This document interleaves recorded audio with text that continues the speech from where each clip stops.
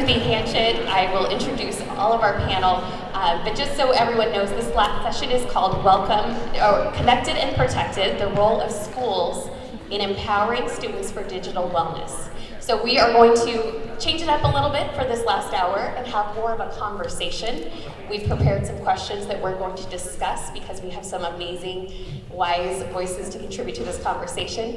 And then we'll have time again on Slido for you all to ask your questions. Remember, you can ask them, you can thumbs up to vote, to move them to the top, so we can continue this conversation as a larger group.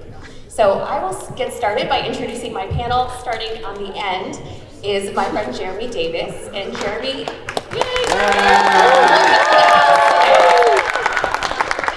brought along his cheering squad. So Jeremy is the Assistant Superintendent for Innovation and Instructional Support at the Fullerton School District, which is a K-8 district, which has about 11,400 students.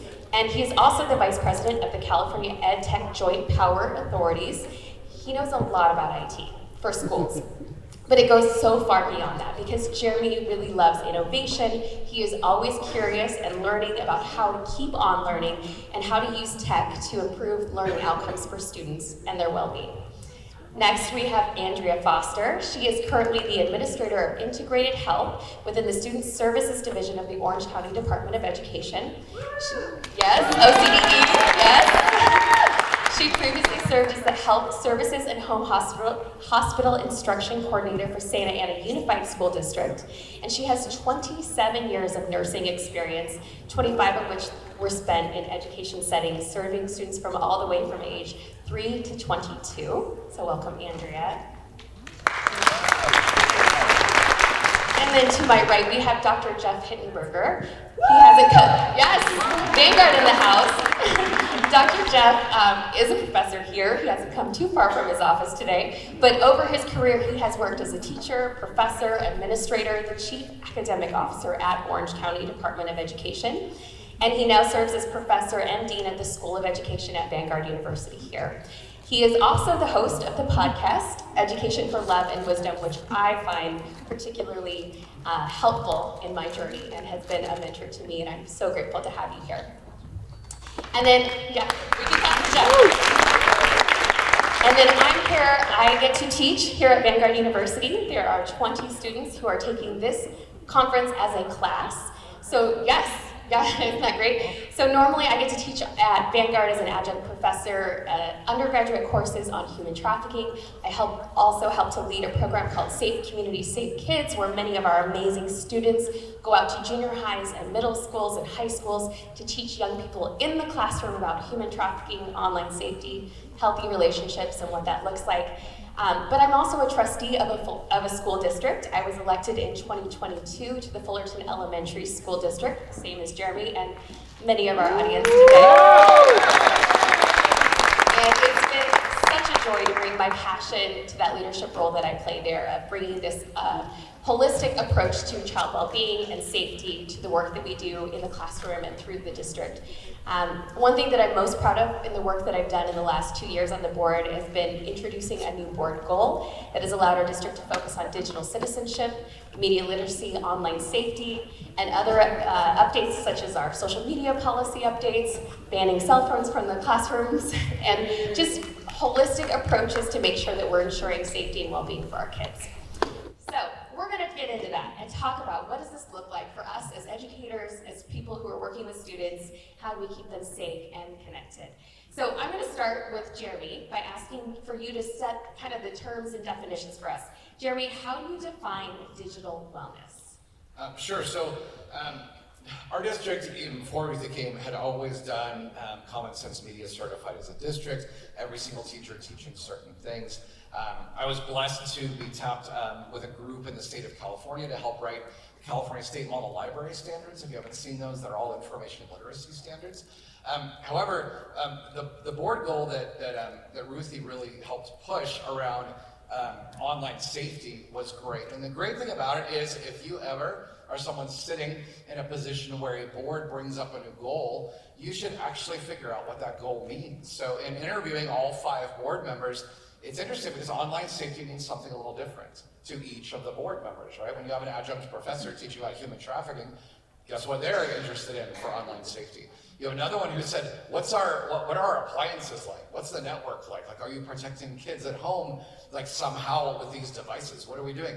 Another one is like digital safety. Like, what are you doing with our students' data? Like, how are you protecting the students' data? So for us, digital wellness became, we sat down and really thought through, what does this mean? Where does it impact? Because it's not cybersecurity. It's not cyberbullying. That's one small piece of this gigantic umbrella. So if you want to come tomorrow at 1:15, I do the whole hour on what we're up to in the district, but it was the social emotional learning department.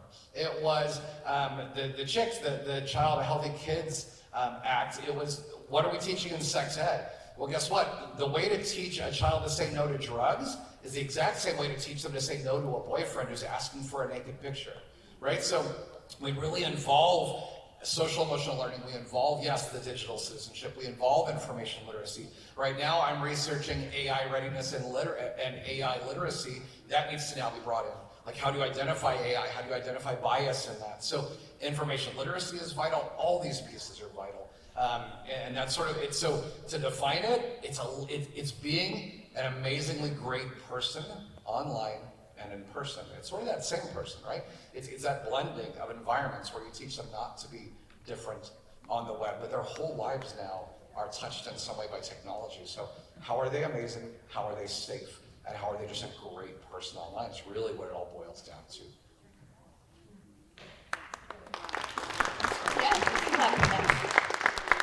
Do our other panelists want to add to that, or do you feel like that covers what you would think about as digital wellness? All right. Well, then let's dive into another question around balance with screen use, right? It's no secret that our kids are struggling these days with screen addictions. Many of our adults are also struggling with this. Common Sense Media reports that the average teen spends at least 8 hours a day on screens. For tweens, it's more like 5.5 hours, and that's recreational use. That's not what they're doing on their tablets at school. We know that many schools are starting to limit cell phone use in the classroom because of the interruptions and the negativity that it brings to campus. And I know Jeff and I, at least, probably others, are big fans of the work of Jonathan Haidt, who in his book, The Anxious Generation, talks about a rewiring of childhood and this movement from a play-based childhood to one that's a screen-based childhood, and the ways that that literally reshapes the children's brains, but also the experiences they have. And he links a lot of that to the mental health crisis that we're seeing with our youth right now. So I wondered if we could talk about that. What are these shifts looking like for our kids, and especially what kind of impacts do you see? I'm going to start with Andrea, because I know as a nurse in your background and looking at the well-being, holistic well-being of kids, what do you see this showing up as? Physical well-being, mental health well-being, academic well-being? How is it showing up in the classroom? Yeah, thank you for that question. So when we start to look at, there's some major impacts, and so one is sleep deprivation. So our kids are up all night long, or they're struggling to get to sleep, because they're on their phones, they're on the computer still, they're watching TV, they're watching YouTube. Decreased physical activity, and also posture. If you think about it, how many of you are sitting in front of your computers at the office and you find yourself kind of hunched over like this? Well, that's what our kids are doing as well. And increased mental disorders. So we're starting to see some changes in the neurotransmitters, specifically dopamine, which is triggers our reward center. And so we're starting to see more psychiatric diagnoses of anxiety and depression, specifically related to that dopamine dysregulation. And then we're also starting to see more suicidal ideation and self-harm. And what that all looks like in the classroom is we see tired and unfocused students who may fall asleep in the classroom, or they may end up in the nurse's office to take a nap for 20 minutes, and now they've lost 20 minutes of academic instruction. So now they're behind. We're also seeing that we have a lot of kids that are unable to sit still and unable to focus. And a lot of that, again, goes back to that dopamine dysregulation. We have frequent health complaints, so nausea, vomiting, where they want to escape the classroom. They're not necessarily ill, but they need to get out of the classroom so that they can move. We see increased absences, so a lot of attendance issues for these kids who don't want to be in the classroom and would rather be in the virtual world. Emotional breakdowns, escalating disciplinary actions, and disengagement. That's a huge issue for kids. And I'll be honest, when we first moved to California, I had a son who was 17 years old.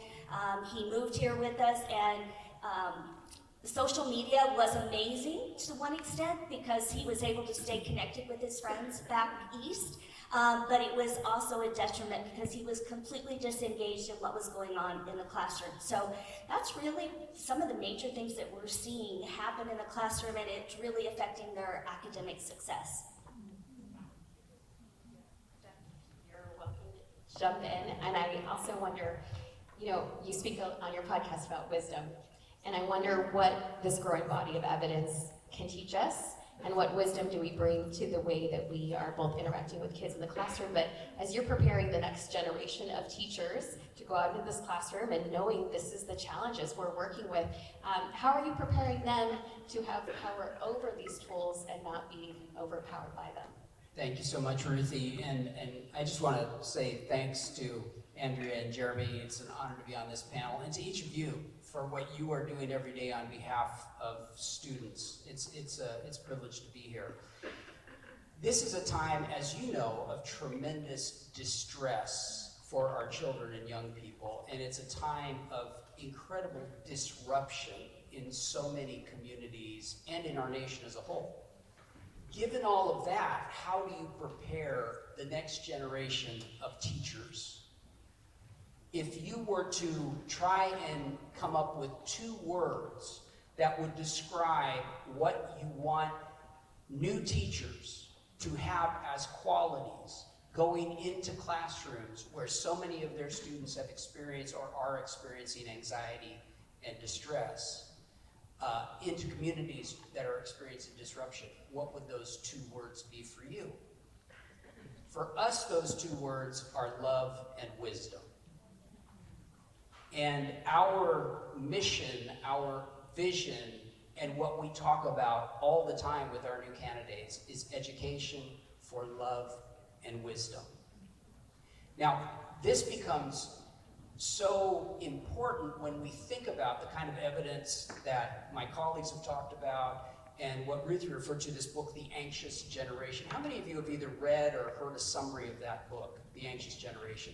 I highly recommend it. It's on Audible. I think I listened to it on Audible. Basically, the author is talking about a transition from play-based childhood to phone-based childhood. And he's talking about this as a generational shift from a childhood that was characterized by play, and not just super competitive, high-intensity play, but actually go outside and play with your friends, unstructured play. And with the loss of that kind of play-based childhood and the growth of phone-based childhood, a corresponding loss of a sense of community. And so the author suggests several things as recommendations, like no smartphones until high school, no social media until you're 16, and ban smartphones from school. Those are sort of on the what not to do side. On the what to do side, he talks about more free play. But that requires something much bigger, and that is an engagement level in families and communities and schools that create the environment in which kids can do free play, in which they have the sense of security and care and belonging and love from the main people in their lives that make it possible for them to not obsess about their digital devices, but have a world of possibility and play and discovery and flourishing in the real world. And I think the book is super helpful for that, but even more than the book per se, it's we are those community members. How can we help our own families and communities and schools be places where students in the real world have the kinds of relationships that make them feel like I have a life beyond my device. So, I love this idea, love and wisdom. We talked in the last session about taking away the tools of the trafficker, right? The power that they have to fill those needs. Kids that feel loved, they have a lot less, I mean, there's a lot more to it, but that's a major need that we want to be filling. Thank you for sharing that. Jeremy, I see you as a technology optimist, right? Someone who very much embraces these new options and opportunities that provides for our kids. And we know in California we have ed code and we have expectations that our kids use technology in productive and healthful ways. So tell us how you would think about finding that balance.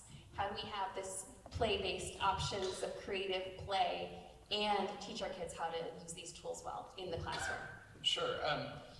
One of the most important things I find is understanding screen time and understanding the difference between like consumption and creation. Because most of the studies that show screen time is bad is usually done on like television, right? And it's been shown television shuts your brain down.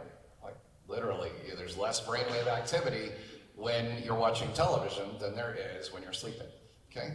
And not only that, but it's very similar to if you're in a sit and get classroom.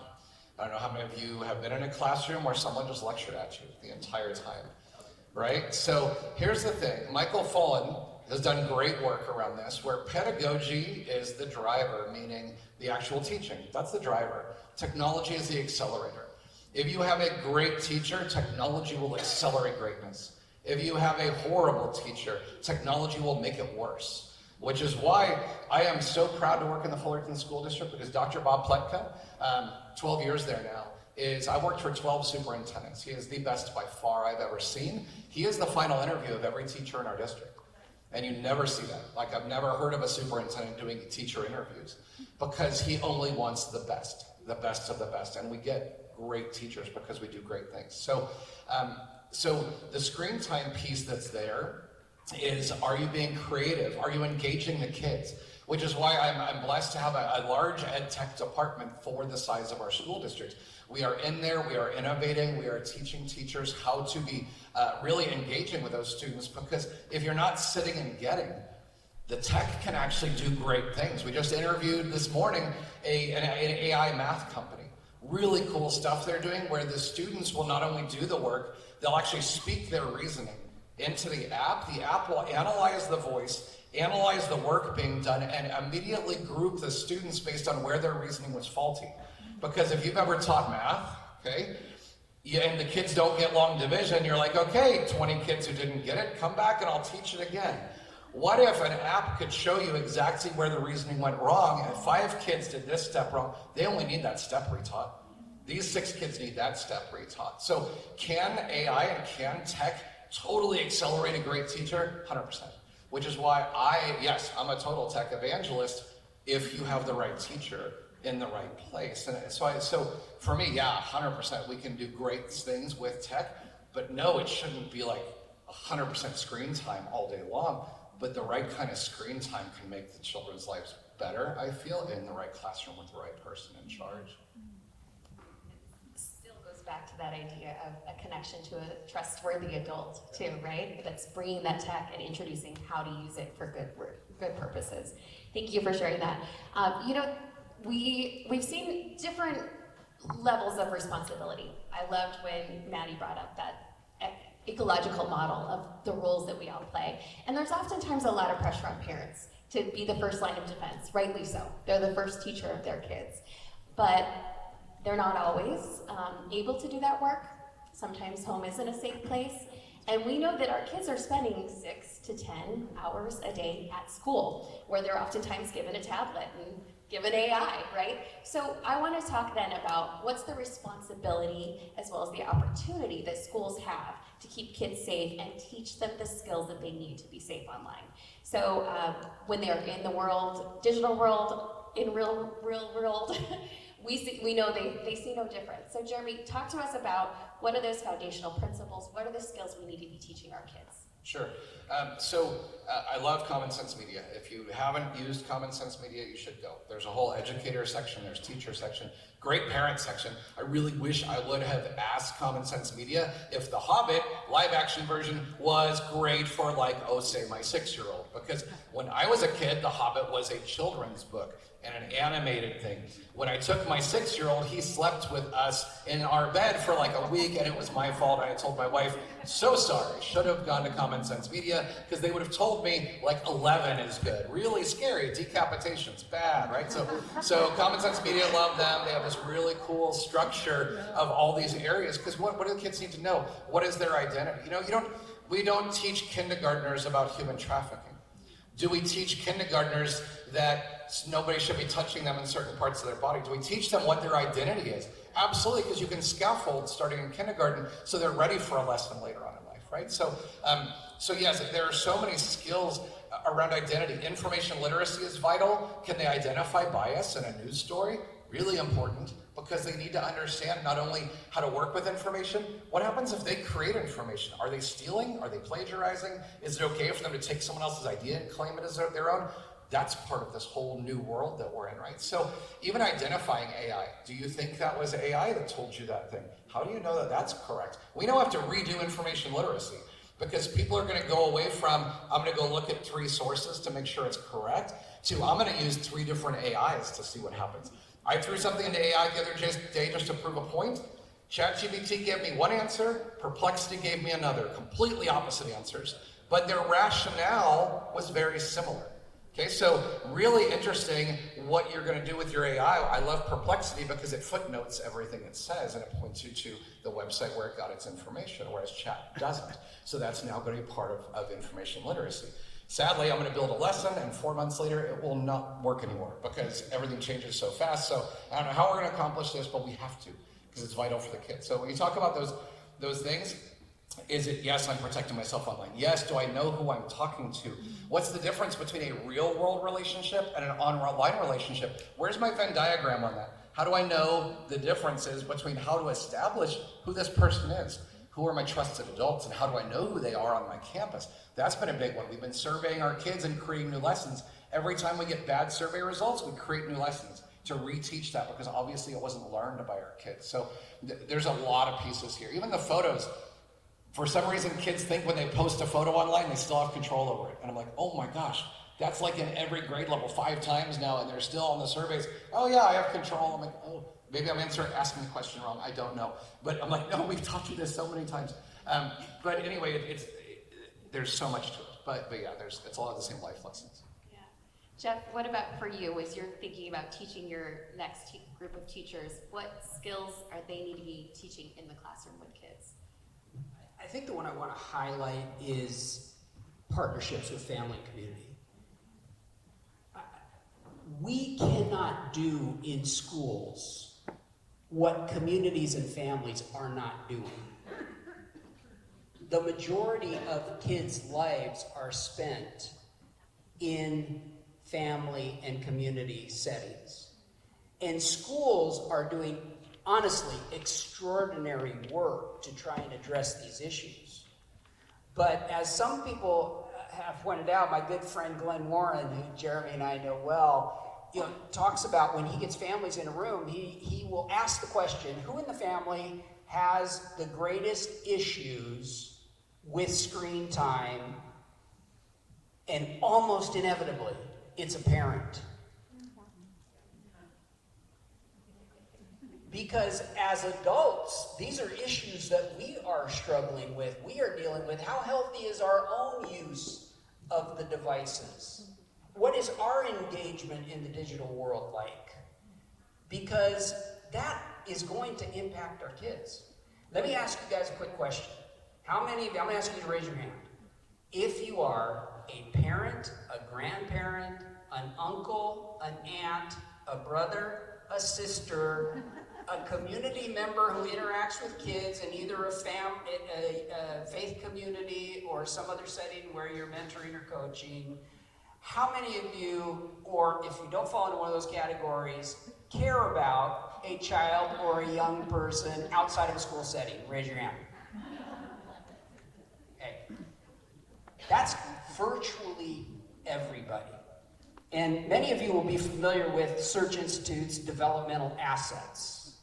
If you're not familiar with the 40 developmental assets, look them up. This is powerful stuff. And when they talk about external assets, here are the 6 support assets every child needs. Family support, positive family communication, other adult relationships, caring neighbors, and 5, caring climate in childcare and educational settings. We're in there, school people, we're in there.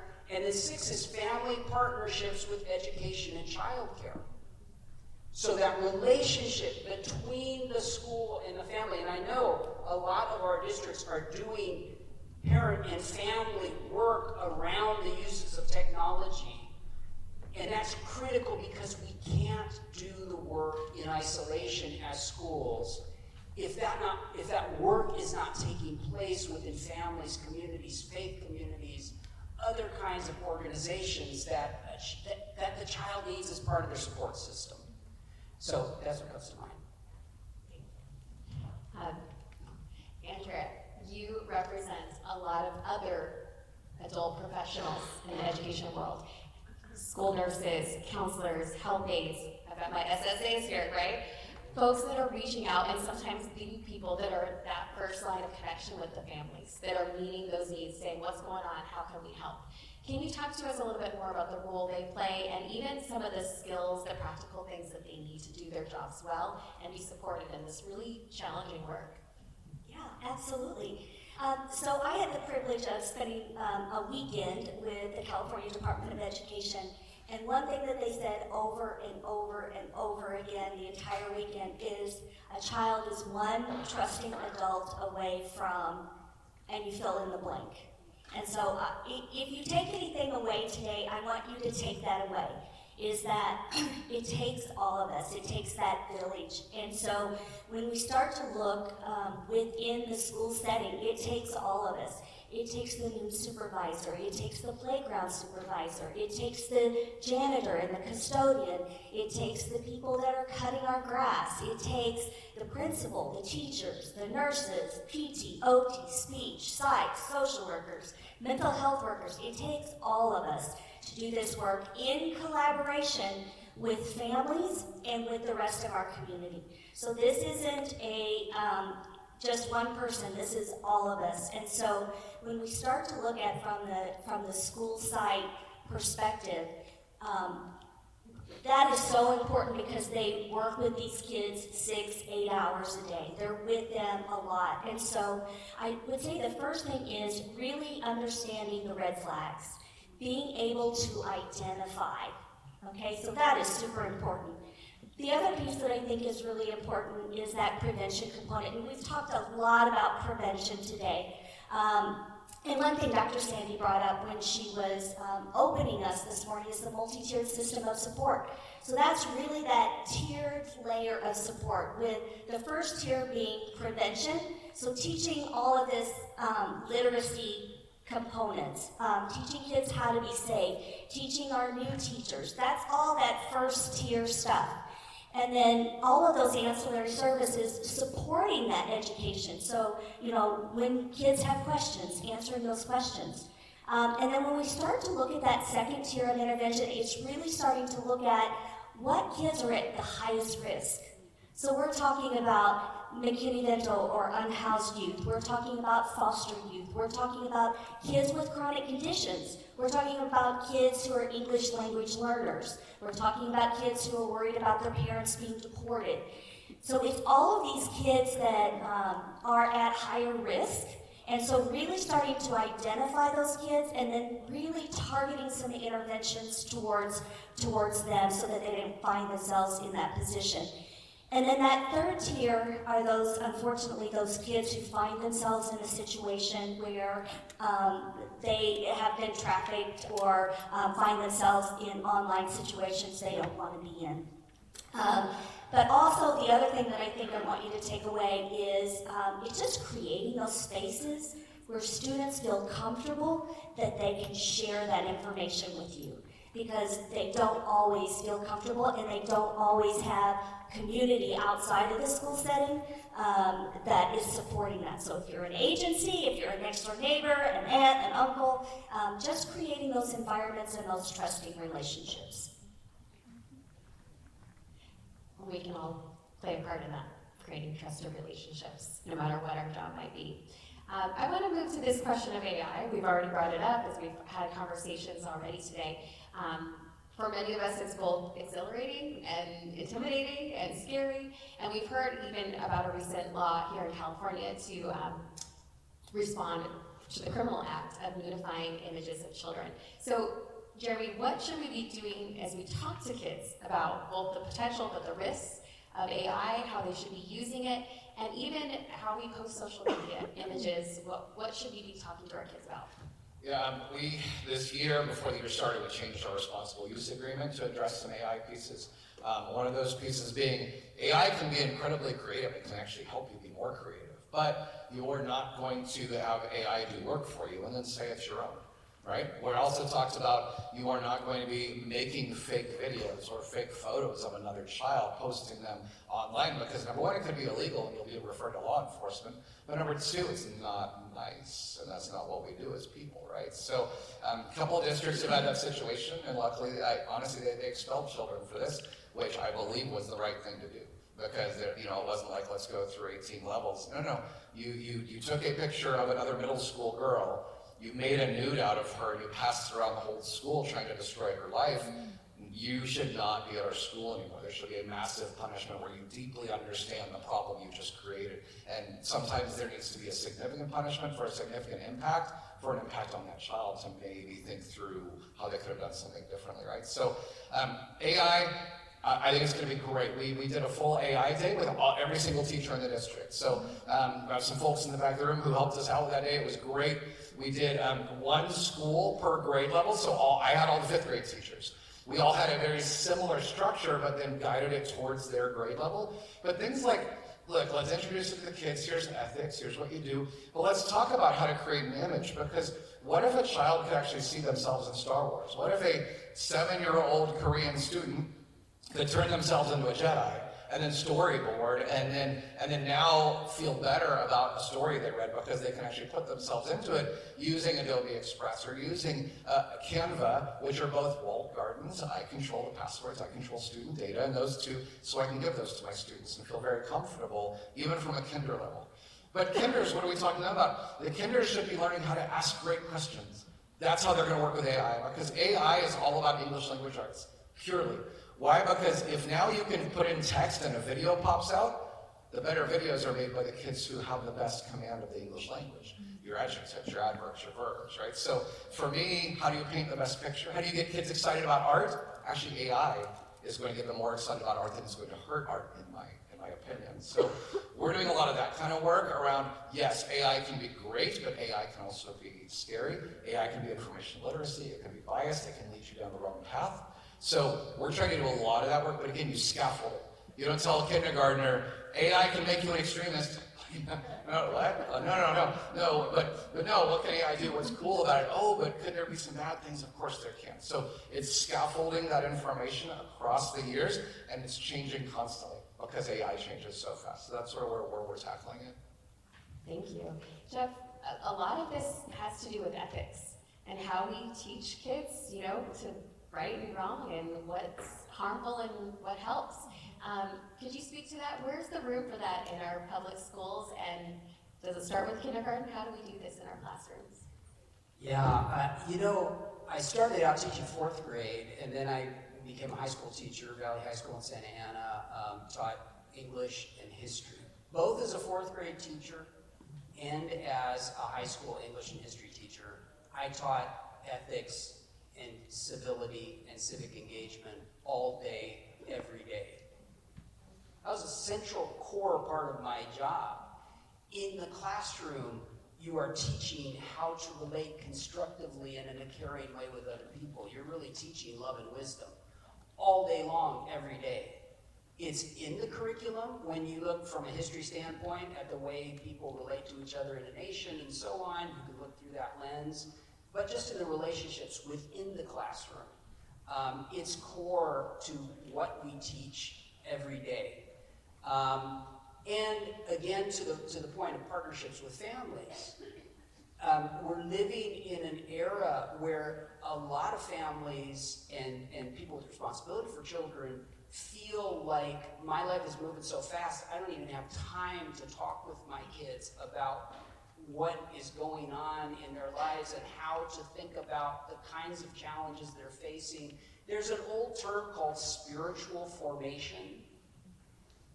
Spiritual formation is engaging with people to help them grow in their humanity, to grow more loving, to grow more wise. You don't come into the world knowing how to be good and caring and true and patient and long-suffering. Those are all learned things. Who are our children to learn those things from? Family's the core, but there are lots of other caring adults who can be part of their lives to help with that formation. And in school, a big part of what we're doing day to day is learning how to treat each other with care. The way we define love, and when we talk about it in our School of Education, is a commitment to facilitating another person's flourishing. And there are days in the way my wife and I are relating to each other when I check myself and say, are you in fact demonstrating a commitment to her flourishing right now in this conversation? And sometimes the answer is no. But it's something we have to engage with in the real world in order to give students a sense of what does that feel like in the real world, so that when somebody is trying to get into their lives, not coming from a place of care or love and wisdom, they recognize it and can say, that feels wrong, I don't want it in my life. So again, all of us are partners in cultivating that in each one of our kids. I love that. Yeah, we can clap for that. I love this idea of our kids knowing and trusting their gut when something doesn't feel right. When our students go out and talk to junior hires and high schoolers, we talk about that internal warning system when you know that something's off, and teaching our kids to listen to that and not silence it. It's so critical. And I really think that what you're talking about, this foundation of knowing and loving others, is really what our democracy needs, what our nation needs right now. And that's a big ask, but it is our calling. That's what we are called to do with our kids every day, and it not only creates a better nation, a better society, but it protects them from those tricks and approaches that traffickers will try to use against them. Well, what I'm going to do now is, I do have more questions, but I haven't even looked at Slido, so I'm going to check this right now, see where we're at.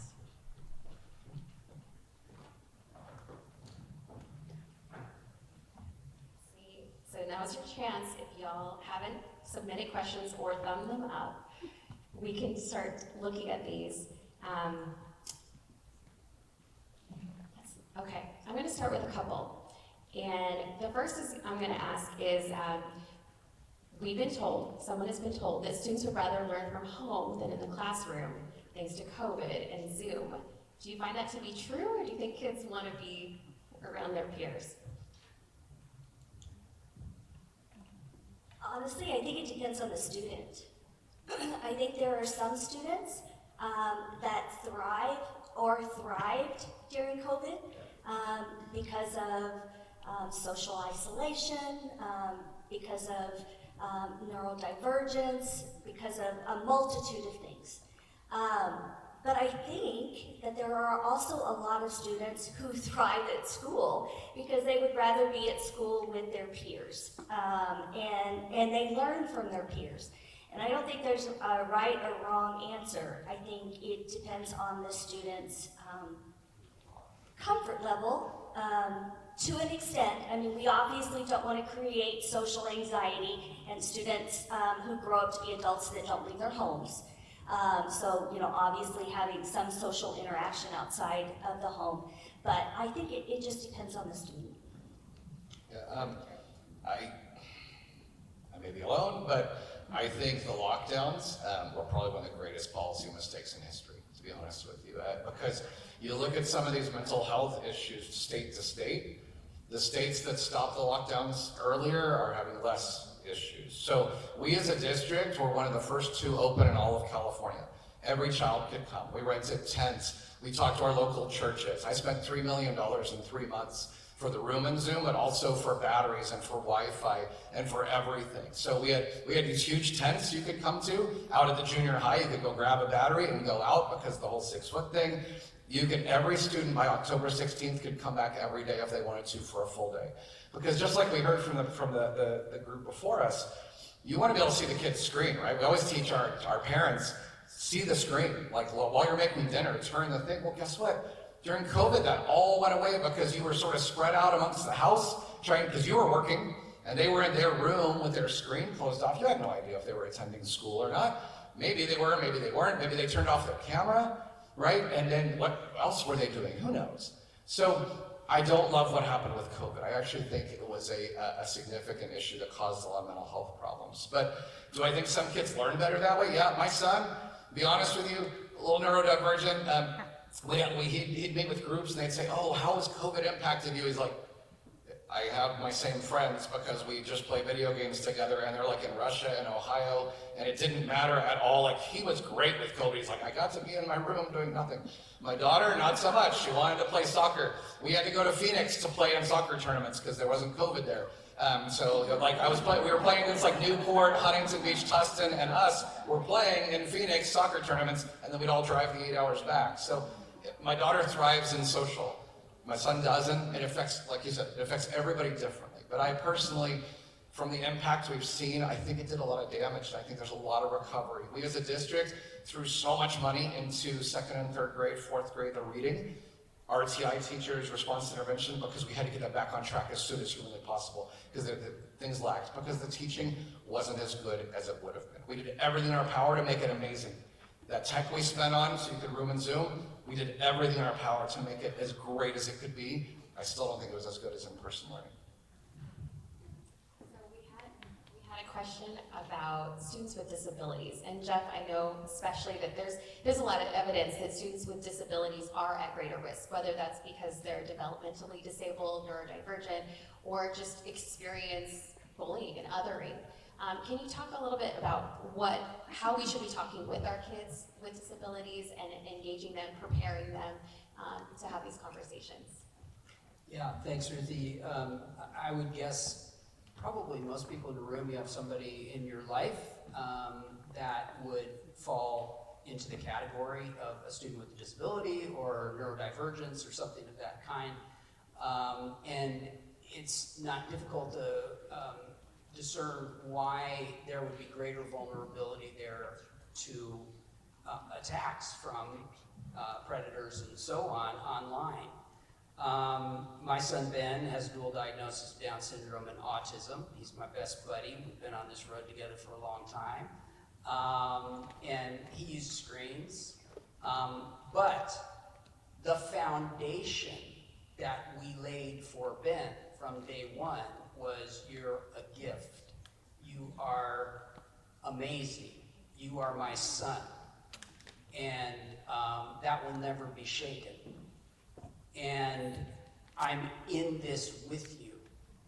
And when we lay that foundation for students with disabilities and our neurodivergent kids, we give them a sense of strength and security so that they are not as vulnerable to feeling like they don't belong, because it's when you feel like you don't belong that the threat of somebody coming in and saying, hey, I can make you belong, just come do this. So both schools and families and communities and churches and other communities of faith can create environments where students with disabilities feel welcome, they feel valued, they feel seen, they feel loved. because it's when they're in those environments that they have natural protection against these kind of attempts to manipulate them and so on. So I think that's so important. So we had some questions about what is offered for students when they may be expelled for some of these behaviors. We know kids are still learning. They make mistakes. We talked about non-judgmental, safe places to make mistakes. How do we respond? What's the appropriate place when it's low stakes? Oops, I sent an image. When it's high stakes, I did this on purpose. I bullied someone with an image.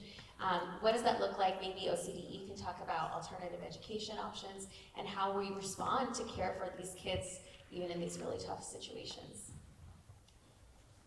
So often students find themselves in situations where they didn't think through a decision or they acted impulsively, which then they end up in front of the school board with the recommendation for expulsion. So Orange County Department of Education has programming available for those students or students who are part of probation. And so those students come to our schools and we support them.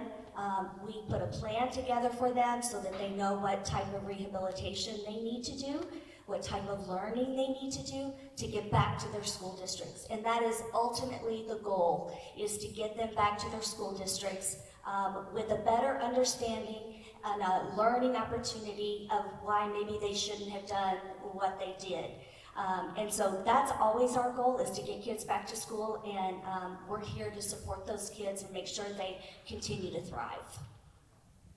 Thank you. I wonder if you want to expand a little bit more, because there is a question about students that are lacking basic needs, right? We've talked a lot about that hierarchy of meeting those basic needs. And you, in your work, Andrea, have worked with attendants, with students that are experiencing foster care, homelessness. What does it look like to meet their needs and then to engage them in these levels? And what should especially school staff know, and how can they be prepared to respond to kids? That's a really big question. So I want to say something that Jeremy brought up earlier when we were in conversation, and it hadn't clicked with me.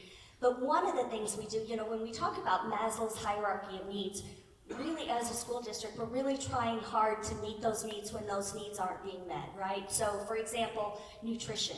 So across California, we're providing nutrition in the morning, we're providing snack in the morning, we're providing nutrition in the afternoon, and during COVID, we provided nutrition pretty much for everybody all day long. And so that's really one of the components. I would say, when we're talking about safety, it's a lot about what we've talked about today. Having that one trusting adult in their life where they feel comfortable, having safe spaces where they're comfortable to come and talk. I think what we need to do, though, is it always needs to be in the forefront of our minds. Whether it's at a school site, whether it's in our home, whether it's in the community. So what does that look like? Does that mean those are micro lessons that we provide students on a continuous basis? Is that micro lessons that we provide our staff in an ongoing basis? And then to build off of that, because that's all of that preventative stuff, is really being able to have those conversations with families in community so that we know what those needs are. Having conversations with agencies to know what kind of supports they can bring into the school setting, and then really setting up a system that is supportive of all of our kids and families. Again, it goes back to really taking a village and making sure we're all prepped for the work, and making sure we have pathways like the multi-tiered system of support that helps teachers know, what those next steps are. Nurses know what those next steps are, what all of the ancillary services know what those next steps are. Can I speak just for a moment? I know not every district does what we do, but we have a food pantry. And at first it was just, we're going to rent a space to Pathways of Hope for $1 a year, and they're going to make a food pantry. Then it was, why don't we have another food pantry literally in one of our classrooms that anybody can come and get food? So we have that now. We have a place called The Hub. It's basically a thrift store that any family in our district can come get clothes. We could probably fill it all just out of the lost and found. But we have adult clothes. And it's an amazing space where people can come. I have a job interview. Can you help me? Yes, we have suits. People have donated. So, and then not that the tech department should be providing housing, but if you haven't seen it, we worked with 8th graders last year and we built a tiny home. And now we have a homeless family living in that tiny home on one of our properties, and they're now building the second tiny home. So, can you meet clothing? Can you meet food through nutrition services and every child getting food? Absolutely. Can you even meet housing? Not for all 119 McKinney-Vento families. I don't think we'll build 119 tiny homes with 8th graders, but can we get them understanding servant leadership? Can we get them understanding that my education does something amazing for another child, and this is maybe a career path for me that has nothing to do with technology, but yet is in my department because that's the way we roll. In Fullerton, yeah, let's go. We have, superintendent has an idea, or we have an idea, yes, let's go do that thing, right? So we work with amazing people. A ton of them are here that do great things for kids, but I learned a lot in the last session. Aaliyah, thank you. Yes, meeting Maslow's, because then you take away the power of those trying to meet those needs, and it's oh my gosh, of course we do that stuff. And it's just so great. You can see why I love working at Fullerton Elementary School District. But Andrea and I were talking about this in preparation. We're meeting all these needs. We're as best we can, saying you need food, you need shelter, you need mental health support, you need eyeglasses. We're trying to meet all these needs. It's really reshaping social welfare and child protective services for our kids. But it also puts a big burden on our teachers, our health aides, our SSAs, our family liaison officers. The schools are the place where then all these needs are kind of radiating out of. How do we keep supporting our staff? How do we keep loving them so that they can do the hard work? Well, I think there are several things that we can do. One is creating that pathway, so we aren't reinventing the wheel every time a new teacher comes into the school setting. So everybody knows what that pathway looks like. So you've got a student that you've identified some red flags for, you know who the next person is to go to, that person knows where the resources are located.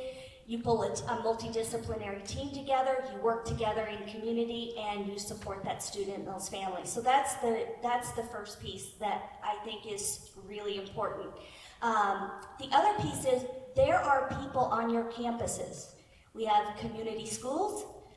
These are families that are working diligently to support their particular school. We also have our FACE workers, our family and community liaisons, that are doing a lot of case management. So it's really utilizing not only our internal systems, but our external systems as well to support these families. I hear, so good, I love that, and I hear teachers almost every day say, I don't know if I can keep doing this. It's so hard, and it's getting harder. Feels like it's getting harder.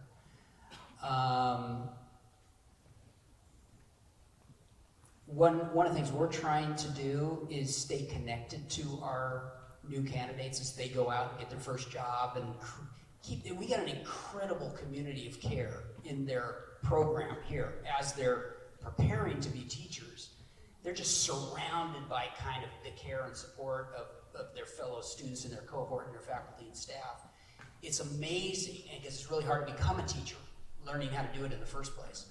But once they get out there, it's how can we continue to be part of that support community that the district is providing so that they still feel that sense. I'm still connected, I still have people I can go to and draw strength from. And frankly, again, talking about community organizations and faith communities. When I hear faith communities say, we are celebrating our teachers, we're celebrating our educators, we are coming around our educators and saying, we know how hard this is, we're here for you. And there are we work with some faith communities at OCDE who would come into classrooms and just provide teachers with, a special event for their kids. There are lots of ways that faith communities and community organizations can become part of the support system, in addition to the supports that we have to have in place at the schools. Yeah, just real quick on that, a lot of the people in this room from Fullerton are people that will do those site visits. The stuff that I used to do as a teacher, I remember going to homes because we didn't have an SSA, we didn't have like a liaison. So I think support in that way is huge because the people here are the ones that are making those connections to the community. Second, when we have a great relationship with our teachers union, we call it PAL, it's Partnership Between Admin and Labor. As an assistant soup, I have a teacher I meet with every single month. I go to their classroom, what's going on out there. But when we want to do digital wellness, we go meet with the union and say, hey, we know you're having behavior problems. What if we bring in some lessons that we think will lessen your problems you're seeing with online behaviors? They're like, hallelujah. Like, yes, come, show us this thing and we will teach it. And then the goal is it's not a checkbox. It's not 6 lessons a year. It's learning so when they're about to do research, they remember and they say, remember guys, there could be bias in the research you're about to do. Or they remember, hey, remember how to be safe. So it becomes innate, it becomes rote, it becomes that beginning of the lesson, not just something you do every day. But yeah, a lot of supports, but a lot of them are grateful for that mental health support and for the folks that are on site for that. So we you can clap. Yeah. In our last 4 minutes left, I just want to give you a chance to say any last final thoughts, or what's one thing you want it to leave us with? What can we do? Last thoughts. All right, I'll go fast, I'll take up too much time. I'm blessed to work in a district that has elevated my role to assistant superintendent. Very few districts have a technology person sitting on cabinet. And not that I'm just tech, I try to do lots of cool stuff. But that's important, and I get to work with amazing people. So there's a guy in the back named Michael Klein. He came into cabinet one day and said, hey, I have this data stuff I want to show you. I've been doing some cool things. What I did was I took this program called Thrively, and the kids have sort of done the strengths assessment, and it's figured out like what job they want to do. So then I found there were like these 5 kids who had massive drops in GPA who all wanted to be comedians in the future. So I thought that'd be a cool group to talk to. So he's now parsing data out to give to the site counselors to say, break them up by their interests so they have immediate relational trust with an in. So they like each other to begin with because they all have something in common. And now I can dig into what's going on in your life, what's going on in your family. I'm like, oh my gosh, yes, that's the thing. So, so those are the cool pieces where if you have a district that lets people try and lets people play, they're going to do the best things for kids because that's why we're here. We're here, we got into education because we love kids. Hopefully we have a little bit of wisdom in the mix there as we're moving forward to do these great things. And if you want someone to reach out to our district to say, how are you doing this digital wellness thing? I'm always happy to talk to other districts to sort of say, how did this happen? How did you get everybody on board? But it's leadership. So that's the secret, it's leadership, that's the how. But I'm always happy to talk to people. And I'm going to say ditto, because I know the 2 gentlemen on both sides of me are saying some amazing things. The one thought I want to leave with you is every child is one trusting adult away from fill in the blank. Our faculty and a number of our school partners got together and wrote a book about how do you bring love and wisdom to every aspect of what we do in education, whether it's working with artificial intelligence or whether it's doing assessments or whether it's working with families.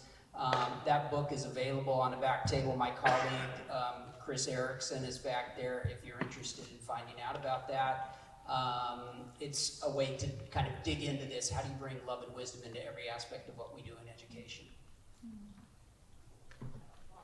My final thought is just gratitude. I want to say thank you to our panel for the thought that you put into this, the time you put into this, for the years of experience that have brought you to this place to be able to share this wisdom. And I want to say thank you to our educational leaders and encourage you all, thank a teacher, thank a principal, thank a custodian, thank an SSA, thank anybody who's working with our kids. It's hard work and it changes everything. So thank you for loving our kids well. We appreciate you.